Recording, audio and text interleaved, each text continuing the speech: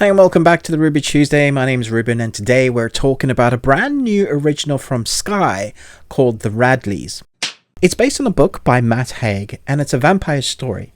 But before you roll your eyes thinking it's Twilight or True Blood, this one takes a very different approach. So let's dive in. First off, let's talk about the actors. The Radley stars Damian Lewis and Keely Hawes. They carry part of the film. Damian Lewis is solid as always, but he plays two characters. One is super subdued and the other is not. It must have been really fun for the actor to be able to play the variety that he gets to play on screen here. He's believable as both. If you can believe that vampires exist, then he does this well, playing in the world of bloodsuckers. He definitely has more charismatic performances like in Homeland. They are more engaging, but only because that's totally different in genre and tone.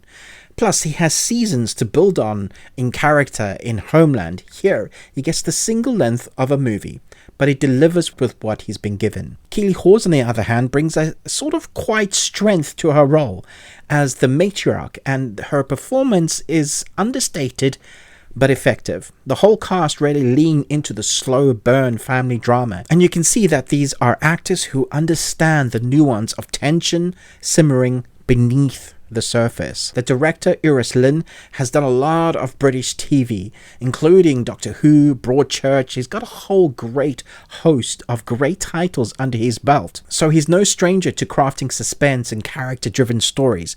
He really leans into that sort of style here. But here's the thing, The Radley is definitely not your traditional vampire movie. It's more about the family dynamic than it is about fang-flashing action and gore.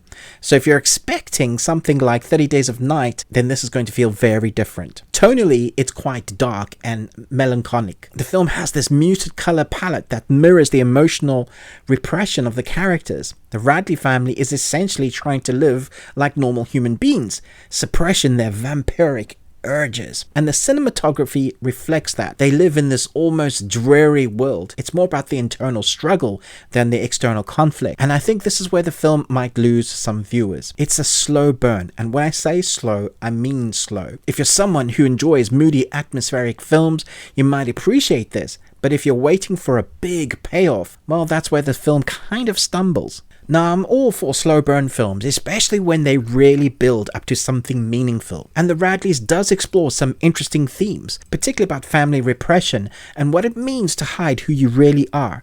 There's a lot of metaphor about how the family dynamics break down when you're not honest with each other. And in that way, it feels quite grounded for a vampire film. The vampirism here is almost secondary to the family drama. It's more like Let the Right One In or Only Lovers Left Alive in that respect, where the vampire aspect is more of a thematic device rather than the main focus. The score, composed by Anne Nicotine, is haunting and atmospheric. It really complements the tone, although at times, with the editing, it overwhelms the story.